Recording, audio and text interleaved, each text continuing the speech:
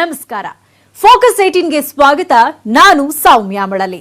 Corona ಅಟ್ಟಹಾಸ number 1 ಯಾವ ಜಿಲ್ಲೆ? ಬೆಂಗಳೂರ, ಬೀದರ, ಧಾರವಾಡನ, ದಕ್ಷಿಣ ಕನ್ನಡನ? ಈಗ ದಿನಕ್ಕೆ 100 ಸಾವು. ಮುಂದೆ ಎಷ್ಟಾಗತ್ತೆ ಗೊತ್ತಾ? ಇದೇ ಹೊತ್ತಿನ ಫೋಕಸ್ 18 ನಂಬರ್ 1 ಸಾವಿನ ರಹಸ್ಯ. ಅಟ್ಟಹಾಸ ನಂಬರ್ 1 ಯಾವ ಜಿಲ್ಲೆ? ಬೆಂಗಳೂರ, ಬೀದರ, ಧಾರವಾಡನ, ದಕ್ಷಿಣ ಕನ್ನಡನ? ಈಗ ದಿನಕ್ಕೆ 100 ಸಾವು. ಮುಂದೆ ಎಷ್ಟಾಗುತ್ತೆ ಗೊತ್ತಾ? ಭಯ ಭಯ ಭಯ. ನಂಬರ್ 1 ಸಾವಿನ ಭಯ. ರಾಜ್ಯದ ಯಾವ ಜಿಲ್ಲೆಯಲ್ಲಿ ಕೊರೋನಾ ಸಾವಿನ ಕೂಪವನ್ನು ಸೃಷ್ಟಿಸುತ್ತೆ? ಯಾವ್ಯಾವ ಜಿಲ್ಲೆಗಳಲ್ಲಿ ರಣಕೇಕೆ ಹಾಕುತ್ತೆ? ಇಂಥದೊಂದು ಪ್ರಶ್ನೆ ಈಗ ಎಲ್ಲರನ್ನೂ ಕಾಡ್ತಾ ಇದೆ. ಯಾಕಂದ್ರೆ ಇಷ್ಟು ದಿನ ರಾಜ್ಯ ರಾಜಧಾನಿ ಬೆಂಗಳೂರಲ್ಲಿ ಮಾತ್ರ ವಿಸ್ಫೋಟವಾಗ್ತಾ ಇದ್ದ ಸೋಂಕು ಈಗ ರಾಜ್ಯದ 10ಕ್ಕೂ ಹೆಚ್ಚು ಜಿಲ್ಲೆಗಳಲ್ಲಿ ಆರ್ಭಟಿಸ್ತಾ ಇದೆ. ಮರಣ ಮೃದಂಗವನ್ನೇ ಬಾರಿಸ್ತಿದೆ. ಹಾಗಾದ್ರೆ ಕೊರೋನಾ ಅಟ್ಟಹಾಸ ಹೆಚ್ಚಾಗಿರೋ ನಂಬರ್ 1 ಜಿಲ್ಲೆ ಯಾವುದು? ಅದು ಬೆಂಗಳೂರ, ಬೀದರ, ಇಲ್ಲ ದಕ್ಷಿಣ ಕನ್ನಡನ ಅಥವಾ ಧಾರವಾಡನ? ಈ ಬಗ್ಗೆ ಇರೋ ಗೊಂದಲ ಏನು? ಪ್ರತಿದಿನ ಸರಾಸರಿ 100ಕ್ಕೂ ಹೆಚ್ಚು ಮಂದಿ ಕೊರೋನಾಗೆ ಬಲಿಯಾಗ್ತಾ ಇದ್ದಾರೆ. ಈ ಸಂಖ್ಯೆ ಮುಂದಿನ ದಿನಗಳಲ್ಲಿ ಅದೆಷ್ಟು ಹೆಚ್ಚಾಗುತ್ತೆ? ಅಷ್ಟಕ್ಕೂ ಕರುನಾಡಿನ ಜನರಿಗೆ ಕೊರೋನಾ ಸಾವಿನ ಭಯ ಹುಟ್ಕೊಂಡಿರೋದಾದ್ರೂ ಯಾಕೆ ಗೊತ್ತಾ? ಈ ಎಲ್ಲಾ ಪ್ರಶ್ನೆಗಳಿಗೂ ಒಂದೊಂದಾಗಿ ಉತ್ತರ ಕೊಡ್ತೀವಿ ನೋಡಿ. ರಾಜಧಾನಿಯಲ್ಲಿ ಕೊರೋನಾ ರಣಕೇಕೆ. ದಿನ 2000 ಗಡಿ ದಾಟ್ತಾ ಇದೆ ಸೋಂಕು. ಸಿಲಿಕಾನ್ ಸಿಟಿ ಬೆಂಗಳೂರೇ ರಾಜ್ಯದ ನಂಬರ್ 1 ಕೊರೋನಾ ಹಾಟ್ಸ್ಪಾಟ್ ಜಿಲ್ಲೆ. ಯಾಕಂದ್ರೆ ಭಾನುವಾರ ಮಧ್ಯಾಹ್ನದ ವೇಳೆಗೆ ರಾಜ್ಯದಲ್ಲಿ 59,652 ಮಂದಿ ಸೋಂಕಿತರಿದ್ರೆ ಇದರಲ್ಲಿ ಬೆಂಗಳೂರಿನ ಪಾಲೆ 29,621. ಅಷ್ಟೇ ಅಲ್ಲ, ರಾಜ್ಯದಲ್ಲಿ ಕೊರೋನಾದಿಂದ ಸಾವನ್ನಪ್ಪಿದವರ ಸಂಖ್ಯೆ 1240 ಇದ್ರೆ ಬೆಂಗಳೂರೊಂದರಲ್ಲೇ 631 ಮಂದಿ ಉಸಿರು ಚೆಲ್ಲಿದ್ದಾರೆ. ಬೆಂಗಳೂರಲ್ಲಿ ಕೊರೋನಾ ಸೋಂಕು ದಿಢೀರ್ ಏರಿಕೆ ಆಗ್ತಾ ಇದೆ. ಇದರಿಂದ ಬೆಡ್ಗಳ ಅಭಾವ, ಐಸಿಯು, ವೆಂಟಿಲೇಟರ್ಗಳ ಅಭಾವ ಎದುರಾಗ್ತಾ ಇದೆ. ಅಷ್ಟೇ ಅಲ್ಲ, ರಾಜಧಾನಿಯಲ್ಲಿ ಕೊರೋನಾ ಕಂಟ್ರೋಲ್ಗೆ ಸಿಗದಂತೆ ಏರಿಕೆ ಆಗ್ತಾ ಇರೋದ್ರಿಂದ ಸೋಂಕಿನ ಲಕ್ಷಣ ಕಾಣಿಸಿಕೊಂಡವರು ಫೋನ್ ಮಾಡಿದ ಕೂಡಲೇ ಆಂಬ್ಯುಲೆನ್ಸ್ಗಳು ಕೂಡ ಸಿಗ್ತಾ ಇಲ್ಲ. ಇದರಿಂದ ಸಾರಿ ಮತ್ತು ಐಎಲ್ಐನಿಂದ ಬಳಲ್ತಾ ಇರೋರು ಬೆಂಗಳೂರಿನ ಬೀದಿ ಬೀದಿಗಳಲ್ಲಿ ಹೆಣವಾಗ್ತಾ ಇದ್ದಾರೆ. ಯಾವ ಕೋವಿಡ್ ಆಸ್ಪತ್ರೆಗೆ ಹೋದ್ರೂ ಬೆಡ್ ಇಲ್ಲ ಅನ್ನೋ ಮಾತು ಕೇಳಿ ಬರ್ತಾ ಇದೆ. ಇದರಿಂದ ಸೋಂಕಿತರು ಆಸ್ಪತ್ರೆಯಿಂದ ಆಸ್ಪತ್ರೆಗಳಿಗೆ ಅಲಿಯೋ ದುಸ್ಥಿತಿ ನಿರ್ಮಾಣವಾಗಿದೆ. ಮತ್ತೊಂದು ಕಡೆ ಕೊರೋನಾದಿಂದ ಸಾವನ್ನಪ್ಪಿದವರ ಅಂತ್ಯಕ್ರಿಯೆಗೂ ಪರದಾಟ ಸೃಷ್ಟಿಯಾಗಿದೆ. ಯಾಕಂದ್ರೆ ಇತ್ತೀಚೆಗೆ ಬೆಂಗಳೂರಿನಲ್ಲಿ ಪ್ರತಿದಿನ 70 ರಿಂದ 80 ಮಂದಿ ಕೊರೋನಾದಿಂದ ಸಾವನ್ನಪ್ತಾ ಇದ್ದಾರೆ. ಹೀಗಾಗಿ ನಗರದ 12 ಚಿತಾಗಾರಗಳ ಮುಂದೆ ಶವಗಳ ಅಂತ್ಯಕ್ರಿಯೆಗಾಗಿ ಕುಟುಂಬಸ್ಥರು ಗಂಟೆಗಟ್ಟಲೆ ಕಾಯಬೇಕಾದ ದುಸ್ಥಿತಿ ಸೃಷ್ಟಿಯಾಗಿದೆ. ಇದೆಂತ ಕರ್ಮ ನೋಡಿ. ಕೊರೋನಾ ಸೋಂಕಿತರನ್ನ ಜನ ಹತ್ರನೂ ಸೇರಿಸಲ್ಲ. ಆಸ್ಪತ್ರೆಗಳಲ್ಲೂ ಸರಿಯಾದ ಟೈಮ್ಗೆ ಟ್ರೀಟ್ಮೆಂಟು ಸಿಗ್ತಾ ಇಲ್ಲ. ಇನ್ನು ಸತ್ಮೇಲಂತೂ ಶವ ಸಂಸ್ಕಾರ ಆ ದೇವರಿಗೆ ಪ್ರೀತಿ ಅನ್ನೋ ಹಾಗಾಗಿದೆ. ಇಂಥ ದುಸ್ಥಿತಿಗೆ ಕಾರಣ ದಿಢೀರ್ ಹೆಚ್ಚಾಗ್ತಿರೋ ಸೋಂಕಿತರು ಮತ್ತು ಸಾವಿನ ಸಂಖ್ಯೆ. ಜುಲೈ 14ರಂದು ಬೆಂಗಳೂರಲ್ಲಿ 1267 ಮಂದಿ ಸೋಂಕಿತರು ಹುಟ್ಕೊಂಡ್ರೆ ಅವತ್ತು 56 ಮಂದಿ ಸಾವನ್ನಪ್ಪಿದ್ರು. ಹಾಗೇನೇ ಜುಲೈ 15ರಂದು 1975 ಮಂದಿಗೆ ಸೋಂಕು ತಗುಲಿದ್ರೆ 60 ಮಂದಿಯನ್ನ ಬಲಿ ಪಡ್ಕೊಂಡಿತ್ತು ಕೊರೋನಾ. ಇನ್ನು ಜುಲೈ 16ರಂದು ಬೆಂಗಳೂರಲ್ಲಿ ಅತಿ ಹೆಚ್ಚು ಕೊರೋನಾ ಸೋಂಕಿತರು ಹುಟ್ಕೊಂಡಿದ್ರು. ಅವತ್ತು 2344 ಮಂದಿ ಸೋಂಕಿತರಿದ್ರೆ 70 ಮಂದಿ ಸಾವನ್ನಪ್ಪಿದ್ರು. ಹಾಗೇನೇ ಜುಲೈ 17 ಸೋಂಕಿತರ ಸಂಖ್ಯೆ 2000 ಗಡಿ ದಾಟಿ 2208ಕ್ಕೆ ಏರಿಕೆಯಾಗಿತ್ತು. ಅವತ್ತು ಕೂಡ ಸಾವಿನ ಸಂಖ್ಯೆ 75ಕ್ಕೆ ಏರಿತ್ತು. ಇನ್ನು ಜುಲೈ 18ರಂದು ಕೂಡ 2125 ಮಂದಿ ಸೋಂಕಿತರು ಹುಟ್ಕೊಂಡಿದ್ರೆ 49 ಮಂದಿ ಉಸಿರು ಚೆಲ್ಲಿದ್ರು. ಒಟ್ಟಾರೆಯಾಗಿ ಕೇವಲ 5 ದಿನಗಳಲ್ಲಿ 310 ಮಂದಿ ಸಾವನ್ನಪ್ಪಿದ್ದಾರೆ. ಬೆಂಗಳೂರನ್ನು ಮೀರಿಸ್ತಾ ಇದೆ ಮಂಗಳೂರು. ರಾಜ್ಯದ ಒಟ್ಟಾರೆ ಸಾವಿನ ಸಂಖ್ಯೆಯಲ್ಲಿ ರಾಜಧಾನಿ ಬೆಂಗಳೂರು ಮುಂದಿದೆ. ಆದರೆ ಡೆತ್ ರೇಟ್ನಲ್ಲಿ ಮಾತ್ರ ಮಂಗಳೂರು ನಗರ ಬೆಂಗಳೂರನ್ನೇ ಮೀರಿಸ್ತಾ ಇದೆ. ಈ ಸುದ್ದಿ ಕರಾವಳಿ ಜನರ ನಿದ್ದೆಗೆಡಿಸ್ತಾ ಇದೆ. ಜುಲೈ 17ರಂದು ರಾಜ್ಯ ಸರ್ಕಾರ ಬಿಡುಗಡೆ ಮಾಡಿರೋ ಕೊರೋನಾ ಅಂಕಿ ಸಂಖ್ಯೆಯ ಪ್ರಕಾರ ಬೆಂಗಳೂರಿನಲ್ಲಿ 27,496 ಮಂದಿ ಕೊರೋನಾ ಸೋಂಕಿತರಿದ್ರೆ ಅದರಲ್ಲಿ ಸಾವಿಗೀಡಾದವರ ಸಂಖ್ಯೆ 582. ಅಂದ್ರೆ ಸಾವಿನ ಪ್ರಮಾಣ 2.12%. ಆದರೆ ದಕ್ಷಿಣ ಕನ್ನಡ ಜಿಲ್ಲೆಯಲ್ಲಿ ಒಟ್ಟು 3074 ಮಂದಿ ಸೋಂಕಿತರಿದ್ದು ಅದರಲ್ಲಿ 71 ಮಂದಿ ಉಸಿರು ಚೆಲ್ಲಿದ್ದಾರೆ. ಇದರಿಂದ ಕಡಲನಗರಿಯ ಡೆತ್ ರೇಟ್ 2.30ಗೆ ಏರಿಕೆಯಾಗಿದೆ. ಶಾಕಿಂಗ್ ನ್ಯೂಸ್ ಏನು ಅಂದ್ರೆ ಇಡೀ ರಾಜ್ಯದಲ್ಲಿನ ಕೊರೋನಾ ಸಾವಿನ ಪ್ರಮಾಣ 2.091. ಆದ್ರೆ ಮಂಗಳೂರಿನ ಡೆತ್ ರೇಟ್ ಇಡೀ ರಾಜ್ಯದ ಸರಾಸರಿ ಸಾವಿನ ಪ್ರಮಾಣವನ್ನೇ ಮೀರಿಸ್ತಾ ಇದೆ. ಬೆಂಗಳೂರು ಬಿಟ್ಟರೆ ರಾಜ್ಯದಲ್ಲಿ ನಂಬರ್ 1 ದಕ್ಷಿಣ ಕನ್ನಡ. ಭಾನುವಾರ ಮಧ್ಯಾಹ್ನದ ವೇಳೆಗೆ ಅತಿ ಹೆಚ್ಚು ಕೊರೋನಾ ಸೋಂಕಿತರಿರೋ ಜಿಲ್ಲೆಗಳ ಪೈಕಿ ಬೆಂಗಳೂರಿನ ನಂತರದ ಸ್ಥಾನದಲ್ಲಿ ದಕ್ಷಿಣ ಕನ್ನಡ ಇತ್ತು. ದಕ್ಷಿಣ ಕನ್ನಡದಲ್ಲಿ ಭಾನುವಾರದ ಮಧ್ಯಾಹ್ನದ ವೇಳೆಗೆ ಒಟ್ಟು 3,306 ಮಂದಿ ಸೋಂಕಿತರಿದ್ರೆ 60ಕ್ಕೂ ಹೆಚ್ಚು ಮಂದಿ ಸಾವನ್ನಪ್ಪಿದ್ರು. ಕೇವಲ 5 ದಿನದಲ್ಲಿ ಜಿಲ್ಲೆಯ 950 ಮಂದಿ ಕೊರೋನಾ ಸೋಂಕಿಗೆ ತುತ್ತಾಗಿದ್ರೆ 20 ಮಂದಿ ಉಸಿರನ್ನ ಚೆಲ್ಲಿದ್ದಾರೆ. ಆಕ್ಟಿವ್ ಕೇಸಸ್ ನಮ್ಮಲ್ಲಿ ಇದೆ. ಆದರೆ ಒಂದು ವಿಚಾರ ಏನು ನೋಡ್ತಾ ಇದ್ದೀವಿ ಅಂದರೆ ಅದರಲ್ಲಿ ಹಲವಾರಷ್ಟು ಜನ ಏಸಿಂಟಮ್ಯಾಟಿಕ್ ಇದ್ದಾರೆ, ಅಂದರೆ ಅವ್ರ ಸಿಂಟಮ್ಸ್ ಹೆಚ್ಚಿಲ್ಲ.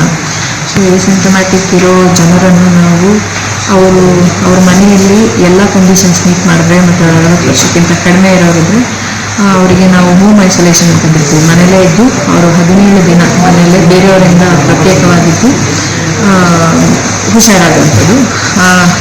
ಅದರಲ್ಲಿ ಈಗಾಗಲೇ 450 ಜನ ನಮ್ಮಲ್ಲಿ ಹೋಮ್ ಐಸೋಲೇಷನ್ ಆಪ್ಟ್ ಮಾಡಿದ್ದಾರೆ. ಧಾರವಾಡದಲ್ಲೂ ದಾರುಣ ಪರಿಸ್ಥಿತಿ. ಎಸ್, ಶಿಕ್ಷಣ ಕಾಶಿ ಧಾರವಾಡದಲ್ಲೂ ಕೊರೋನಾ ರಣಕೇಕೆಯನ್ನ ಹಾಕ್ತಾ ಇದೆ. ಇನ್ನು ಹಳ್ಳಿಗೂ ನುಗ್ತಾ ಇರೋ ಕೊರೋನಾ ಸಾವಿನ ಸಂಖ್ಯೆಯನ್ನು ಏರಿಸ್ತಾ ಇದೆ. ಇಲ್ಲಿನ ಕೊರೋನಾ ಅಂಕಿ ಸಂಖ್ಯೆ ನೋಡೋದಾದ್ರೆ ಶನಿವಾರ ಒಂದೇ ದಿನ 186 ಮಂದಿ ಸೋಂಕಿಗೆ ತುತ್ತಾಗಿದ್ದಾರೆ. ಒಟ್ಟು ಕೊರೋನಾ ಸೋಂಕಿತರ ಸಂಖ್ಯೆ 1917ಕ್ಕೆ ಏರಿಕೆಯಾಗಿದೆ. ಅಷ್ಟೇ ಅಲ್ಲ, ಭಾನುವಾರ ಮಧ್ಯಾಹ್ನದ ವೇಳೆಗೆ ಧಾರವಾಡದಲ್ಲಿ 58 ಮಂದಿ ಕೊರೋನಾ ಸೋಂಕಿತರು ಉಸಿರು ಚೆಲ್ಲಿದ್ದಾರೆ. ಕಳೆದ 5 ದಿನಗಳ ಡೇಟಾವನ್ನ ಪರಿಶೀಲಿಸಿದ್ರೆ 5 ದಿನದಲ್ಲಿ 758 ಮಂದಿ ಹೊಸ ಸೋಂಕಿತರು ಹುಟ್ಕೊಂಡಿದ್ದಾರೆ. ಜೊತೆಗೆ 20 ಮಂದಿ ಸಾವನ್ನಪ್ಪಿದ್ದಾರೆ. ಹಾಗಾದ್ರೆ ಧಾರವಾಡದಲ್ಲಿ ಕೊರೋನಾ ಸೋಂಕಿತರ ಸಂಖ್ಯೆ ಮಿತಿಮೀರಿ ಏರಿಕೆ ಆಗ್ತಿರೋದು ಯಾಕೆ? ಇಷ್ಟು ದಿನ ಬೆಂಗಳೂರಲ್ಲಿ ಮಾತ್ರ ಅಬ್ಬರಿಸ್ತಾ ಇದ್ದ ಕೊರೋನಾ ಈಗ ಶಿಕ್ಷಣ ಕಾಶಿ ಧಾರವಾಡದಲ್ಲೂ ದಾರುಣ ಸ್ಥಿತಿ ನಿರ್ಮಿಸ್ತಾ ಇರೋದು ಯಾಕೆ ಗೊತ್ತಾ? ಧಾರವಾಡದಲ್ಲಿ ಲಾಕ್ಡೌನ್ ಆದೇಶ ಕಟ್ಟುನಿಟ್ಟಾಗಿ ಜಾರಿಯಾಗಿಲ್ಲ. ಜೊತೆಗೆ ಜನ ಸಾಮಾಜಿಕ ಅಂತರವನ್ನ ಮರೆತು ಗುಂಪುಗೂಡ್ತಾ ಇದ್ದಾರೆ. ಮಾರುಕಟ್ಟೆಗಳಲ್ಲಿ ಜನಜಂಗುಳಿ ನಿಯಂತ್ರಣಕ್ಕೆ ಬರ್ತಾ ಇಲ್ಲ. ಹಾಗೆಯೇ ಸೋಂಕಿತರನ್ನ ಕ್ವಾರಂಟೈನ್ ಮಾಡೋದಕ್ಕೆ ವಿಳಂಬ ಆಗ್ತಾ ಇದೆ. ಜೊತೆಗೆ ಪ್ರಾಥಮಿಕ ಸಂಪರ್ಕಿತರ ಪತ್ತೆ ಕಾರ್ಯ ಕೂಡ ಸಮರ್ಪಕವಾಗಿ ನಡೀತಾ ಇಲ್ಲ. ಹೀಗಾಗಿಯೇ ಧಾರವಾಡದಲ್ಲಿ ಸೋಂಕಿತರ ಸಂಖ್ಯೆ ಮತ್ತು ಸಾವಿನ ಸಂಖ್ಯೆ ಹೆಚ್ಚಾಗ್ತಿದೆ ಎನ್ನಲಾಗ್ತಾ ಇದೆ. ಗಣಿನಾಡು ಸೋಂಕಿನ ವಿಸ್ಫೋಟ, 5 ದಿನದಲ್ಲಿ 11 ಸಾವು. ಗಣಿನಾಡು ಬಳ್ಳಾರಿ ಜಿಲ್ಲೆಯಲ್ಲೂ ಕೊರೋನಾ ವೈರಸ್ ವಿಸ್ಫೋಟವಾಗ್ತಾ ಇದೆ. ಪ್ರತಿದಿನವೂ ಸೋಂಕಿತರ ಸಂಖ್ಯೆ ಶತಕ ದಾಟ್ತಾ ಇದೆ. ಭಾನುವಾರ ಮಧ್ಯಾಹ್ನದ ವೇಳೆಗೆ ಇಲ್ಲಿ 2,355 ಮಂದಿ ಸೋಂಕಿತರಿದ್ರೆ 57ಕ್ಕೂ ಹೆಚ್ಚು ಮಂದಿ ಸಾವನ್ನಪ್ಪಿದ್ರು. ಈ ಮಧ್ಯೆ ಬೆಂಗಳೂರಿನಿಂದ ಸಾಕಷ್ಟು ಜನರು ಜಿಲ್ಲೆಗೆ ವಾಪಸ್ ಬರ್ತಾ ಇರೋದ್ರಿಂದ ಸೋಂಕಿತರ ಸಂಖ್ಯೆ ಮತ್ತಷ್ಟು ಹೆಚ್ಚಾಗೋ ಆತಂಕವನ್ನ ಉಂಟು ಮಾಡ್ತಾ ಇದೆ. ಅಷ್ಟೇ ಅಲ್ಲ, ಸಾವಿನ ಸಂಖ್ಯೆಯೂ ಏರೋ ಭೀತಿ ಶುರುವಾಗಿದೆ. ಯಾಕಂದ್ರೆ ಬಳ್ಳಾರಿಯಲ್ಲಿ ಗಣಿಗಾರಿಕೆಯಿಂದ ಧೂಳು ಹೆಚ್ಚಾಗಿದೆ. ಹೀಗಾಗಿ ಇಲ್ಲಿನ ಕೆಲವರು ಉಸಿರಾಟದ ಸಮಸ್ಯೆಯಿಂದ ಬಳಲ್ತಾ ಇದ್ದಾರೆ. ಇಂಥ ಟೈಮ್ನಲ್ಲಿ ಸೋಂಕು ವಿಸ್ಫೋಟಗೊಂಡ್ರೆ ಸಾವಿನ ಸಂಖ್ಯೆಯೂ ಮಿತಿಮೀರಿ ಏರಿಕೆಯಾಗುವ ಸಾಧ್ಯತೆ ಇದೆ. ಇಲ್ಲಿನ ಜಿಂದಾಲ್ ಕಾರ್ಖಾನೆಯಿಂದಾಗಿ ಜಿಲ್ಲೆಯಲ್ಲಿ ಕೊರೋನಾ ವೈರಸ್ ಸೋಂಕು ಹಬ್ಬಲು ಕಾರಣ ಎನ್ನಬಹುದು. ಆದರೆ ಸರ್ಕಾರ ಜಿಂದಾಲ್ ವಿರುದ್ಧ ಯಾವುದೇ ಕ್ರಮ ಕೈಗೊಳ್ಳುತ್ತಿಲ್ಲ ಅನ್ನೋ ಆರೋಪಗಳಿವೆ. ಕಳೆದ 5 ದಿನಗಳಲ್ಲಿ ಬಳ್ಳಾರಿ ಜಿಲ್ಲೆಯಲ್ಲಿ 567 ಮಂದಿ ಹೊಸ ಸೋಂಕಿತರು ಹುಟ್ಕೊಂಡಿದ್ರೆ ಸಾವನ್ನಪ್ಪಿದವರ ಸಂಖ್ಯೆ 11ಕ್ಕೆ ಏರಿಕೆಯಾಗಿದೆ. ಶಾಕಿಂಗ್ ನ್ಯೂಸ್ ಏನಂದ್ರೆ, ಬೆಂಗಳೂರಿನಲ್ಲಿ ತಿಂಗಳ ಹಿಂದೆ ಹೀಗೆ ಕಡಿಮೆಯಿಂದ ಏರಿಕೆಯಾದ ಸೋಂಕಿತರ ಸಂಖ್ಯೆ ಈಗ ಪ್ರತಿದಿನ 2,000 ಗಡಿ ದಾಟ್ತಾ ಇದೆ.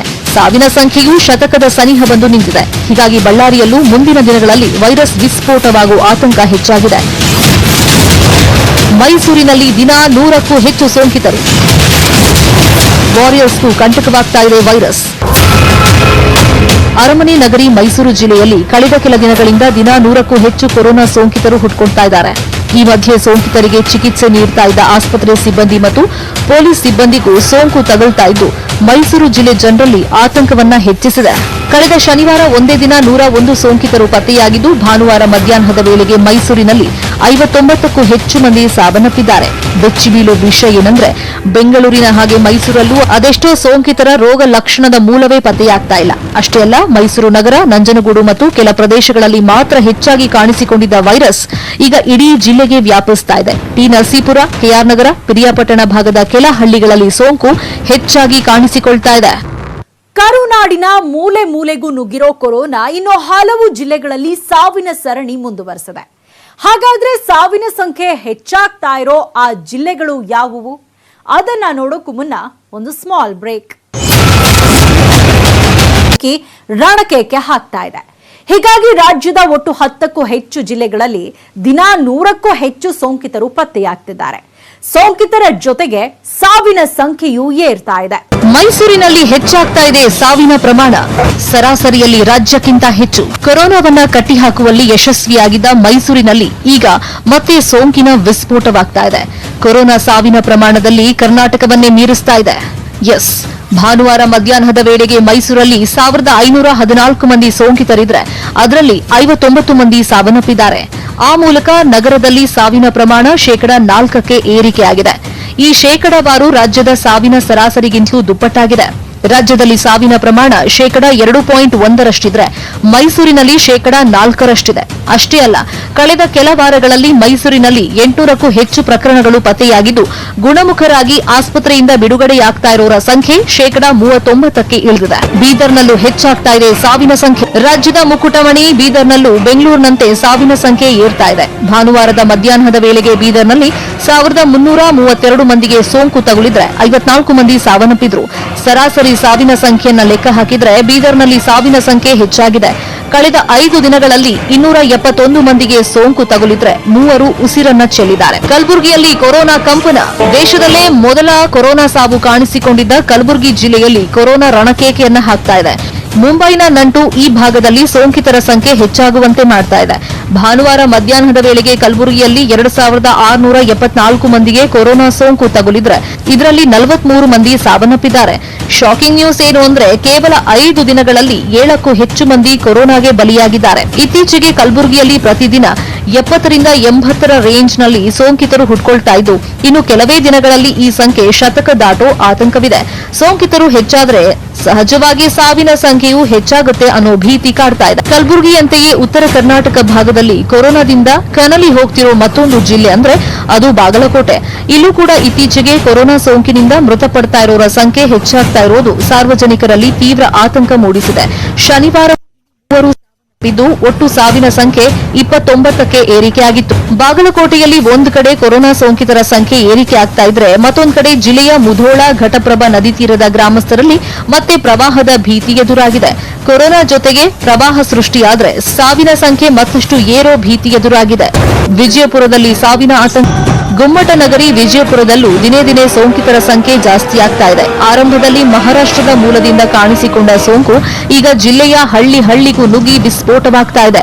ಶನಿವಾರ ಒಂದೇ ದಿನ 176 ಮಂದಿಗೆ ಸೋಂಕು ತಗುಲಿದ್ದು ಸೋಂಕಿತರ ಸಂಖ್ಯೆ 1414ಕ್ಕೆ ಏರಿಕೆಯಾಗಿದೆ. ಸದ್ಯ ಸಾವಿನ ಸಂಖ್ಯೆ ಕಡಿಮೆ ಇದ್ರೂ ಸೋಂಕಿತರ ಸಂಖ್ಯೆ ದಿಢೀರ್ ಏರಿಕೆ ಆಗ್ತಾ ಇರೋದ್ರಿಂದ ಮುಂದಿನ ದಿನಗಳಲ್ಲಿ ಸಾವಿನ ಸಂಖ್ಯೆಯೂ ಹೆಚ್ಚಾಗೋ ಸಾಧ್ಯತೆ ಇದೆ. ಹೀಗಾಗಿ ಜಿಲ್ಲಾಡಳಿತ ಕೊರೋನಾ ಕಂಟ್ರೋಲ್ಗೆ ಕಟ್ಟುನಿಟ್ಟಿನ ಕ್ರಮಗಳನ್ನು ಕೈಗೊಳ್ಳಬೇಕಾಗಿದೆ. ದಾವಣಗೆರೆ ಹಾಗೂ ಹಾಸನ ಜಿಲ್ಲೆಗಳಲ್ಲೂ ಸಾವಿನ ಪ್ರಮಾಣ ಹೆಚ್ಚಾಗ್ತಾ ಇದೆ. ಭಾನುವಾರ ಮಧ್ಯಾಹ್ನದ ವೇಳೆಗೆ ದಾವಣಗೆರೆಯಲ್ಲಿ 27 ಮಂದಿ ಸಾವನ್ನಪ್ಪಿದ್ರೆ ಹಾಸನದಲ್ಲಿ 24 ಮಂದಿ ಉಸಿರನ್ನ ಚೆಲ್ಲಿದ್ರು. ಈ ಎರಡೂ ಜಿಲ್ಲೆಗಳಲ್ಲಿ ಸೋಂಕಿತರ ಸಂಖ್ಯೆ 1000 ಸನಿಹದಲ್ಲಿದ್ದು, ಇದು ಮತ್ತಷ್ಟು ಹೆಚ್ಚಾದ್ರೆ ಸಾವನ್ನಪ್ಪುವವರ ಸಂಖ್ಯೆ ದಿಢೀರ್ ಏರಿಕೆಯಾಗುವ ಆತಂಕವನ್ನ ಉಂಟು ಮಾಡ್ತಾ ದಿನ 100 ಜನರನ್ನ ಬಲಿ ಪಡಿತಾ ಇರೋ ಕೊರೋನಾ ಮುಂದೆ ಪ್ರತಿದಿನ ಅದೆಷ್ಟು ಜನರನ್ನ ಬಲಿ ಪಡೆಯುತ್ತೆ? ಸೋಂಕು ಹೆಚ್ಚಾದ್ರೂ ಸಾವಿನ ಸಂಖ್ಯೆಯನ್ನ ಹತೋಟಿಗೆ ತರಬೇಕಾದ್ರೆ ಏನ್ ಮಾಡಬೇಕು? ಆ ಬಗ್ಗೆ ಹೇಳ್ತೀವಿ ಚಿಕ್ಕ ಬ್ರೇಕ್ ಆದ್ಮೇಲೆ.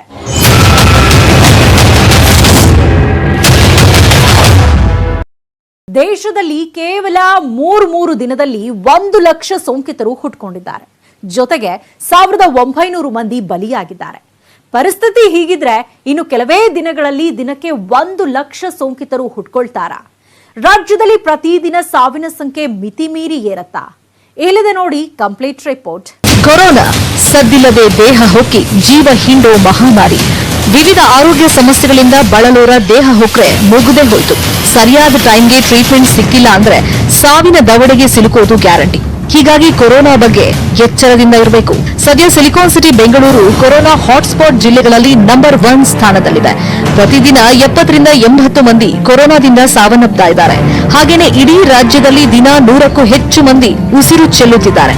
ಈ ಅಂಕಿ ಸಂಖ್ಯೆಗಳನ್ನು ನೋಡಿದ್ರೆ ಮುಂದಿನ ಕೆಲವೇ ದಿನಗಳಲ್ಲಿ ಬೆಂಗಳೂರಲ್ಲಿ ಎಷ್ಟು ಜನ ಸಾವನ್ನಪ್ತಾರೆ, ರಾಜ್ಯದಲ್ಲಿ ಈ ಸಂಖ್ಯೆ ಎಷ್ಟಾಗುತ್ತೆ ಅನ್ನೋ ಆತಂಕ ಹೆಚ್ಚಾಗ್ತಾ ಇದೆ. ಆದರೆ ದಕ್ಷಿಣ ಕನ್ನಡ, ಉಡುಪಿ, ಧಾರವಾಡ, ಮೈಸೂರು ಹೀಗೆ ಇತರೆ ಜಿಲ್ಲೆಗಳಲ್ಲಿ ಈಗಾಗಲೇ ಸೋಂಕಿತರ ಸಂಖ್ಯೆ ಜೊತೆಗೆ ಸಾವಿನ ಸಂಖ್ಯೆ ಕೂಡ ಏರಿಕೆ ಆಗ್ತಾ ಇದೆ. ಹೀಗಾಗಿ ಕೊರೋನಾ ಬಗ್ಗೆ ಜನ ಮತ್ತು ಸರ್ಕಾರ ಸ್ವಲ್ಪ ಯಾಮಾರಿದ್ರು ಸೋಂಕು ವಿಸ್ಫೋಟವಾಗುತ್ತೆ. ಯಾವ ಜಿಲ್ಲೆಯಲ್ಲಿ ಕೊರೋನಾ ಅದ್ಯಾವಾಗ ವಿಸ್ಫೋಟವಾಗುತ್ತೆ ಅಂತ ಹೇಳೋಕೆ ಬರಲ್ಲ. ರಾಜಧಾನಿ ಬೆಂಗಳೂರಿಗಿಂತ ಭೀಕರ ಸ್ಥಿತಿ ಇತರೆ ಜಿಲ್ಲೆಗಳಲ್ಲೂ ಸೃಷ್ಟಿಯಾದ್ರೂ ಅಚ್ಚರಿ ಇಲ್ಲ. ಇನ್ನು ದೇಶದಲ್ಲಿ ಪ್ರತಿದಿನ 30,000ಕ್ಕೂ ಹೆಚ್ಚು ಕೇಸ್ಗಳು ಪತ್ತೆಯಾಗ್ತಾ ಇದ್ದು, ಕೇವಲ 3 ದಿನಗಳಲ್ಲಿ 1 ಲಕ್ಷ ಸೋಂಕಿತರು ಹುಟ್ಕೊಂಡಿದ್ದಾರೆ. ಶಾಕಿಂಗ್ ನ್ಯೂಸ್ ಏನು ಅಂದ್ರೆ ದೇಶದ ಟಾಪ್ 5 ರಾಜ್ಯಗಳಲ್ಲಿ ಕರ್ನಾಟಕ 4ನೇ ಸ್ಥಾನದಲ್ಲಿದೆ. 3 ಲಕ್ಷ ಸೋಂಕಿತರನ್ನ ಹೊಂದಿರೋ ಮಹಾರಾಷ್ಟ್ರ ಮೊದಲ ಸ್ಥಾನದಲ್ಲಿದ್ರೆ ತಮಿಳುನಾಡು ಮತ್ತು ದಿಲ್ಲಿ 2 ಮತ್ತು 3ನೇ ಸ್ಥಾನದಲ್ಲಿವೆ. ಹೀಗಾಗಿ ರಾಜ್ಯದ ಜನ ಕೊರೋನಾ ವಿಷಯದಲ್ಲಿ ಮತ್ತಷ್ಟು ಎಚ್ಚರಿಕೆಯಿಂದ ಇರಬೇಕು. ಸದ್ಯ ರಾಜ್ಯದಲ್ಲಿ ಸೋಂಕು ವಿಸ್ಫೋಟವಾಗ್ತಾ ಇದ್ದು ಕಂಟ್ರೋಲ್ ತಪ್ತಾ ಇದೆ. ಹೀಗಾಗಿ ಸೋಂಕಿಗೆ ಬ್ರೇಕ್ ಹಾಕದಿದ್ರು ಸಾವಿನ ಸಂಖ್ಯೆಗಾದ್ರೂ ಬ್ರೇಕ್ ಹಾಕಬೇಕಾಗಿದೆ. ಹೀಗಾಗಿ ಹೆಚ್ಚೆಚ್ಚು ರ್ಯಾಪಿಡ್ ಟೆಸ್ಟ್ಗಳನ್ನು ನಡೆಸಬೇಕು. ಆಸ್ಪತ್ರೆಗಳು ಬೆಡ್ಗಳನ್ನು ಹೆಚ್ಚಿಸಬೇಕು. ಜನರಲ್ಲಿ ಧೈರ್ಯ ತುಂಬಿ ರೋಗ ನಿರೋಧಕ ಶಕ್ತಿ ಹೆಚ್ಚಿಸೋ ಕೆಲಸಕ್ಕೆ ಸರ್ಕಾರ ಕೈ ಹಾಕಬೇಕಾಗಿದೆ.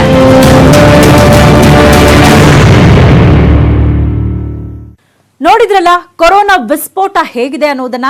ಆದ್ರೆ ಒಂದಂತೂ ಸತ್ಯ, ಕೊರೋನಾ ಬಗ್ಗೆ ಅತಿಯಾದ ಆತಂಕ ಬೇಡ, ಭಯ ಬೇಡ, ಹಾಗಂತ ನಿರ್ಲಕ್ಷ್ಯ ಕೂಡ ಮಾಡುವಂತಿಲ್ಲ. ಸಾಮಾಜಿಕ ಅಂತರ ಪಾಲಿಸಿ, ಮಾಸ್ಕ್ ಧರಿಸಿ ಮತ್ತು ಆಗಾಗ ಕೈ ತೊಳಿತಾ ಇರಿ, ಸೇಫ್ ಆಗಿರಿ ಅಂತ ಹೇಳ್ತಾ ಈ ಹೊತ್ತಿನ ಸ್ಪೆಷಲ್ ಮುಗಿಸ್ತಾ ಇದ್ದೀನಿ. ನೋಡ್ತಾ ಇರಿ ನ್ಯೂಸ್ 18 ಕನ್ನಡ. ಜಾಲ ನಮ್ಮದು, ಬಲ ನಿಮ್ಮದು.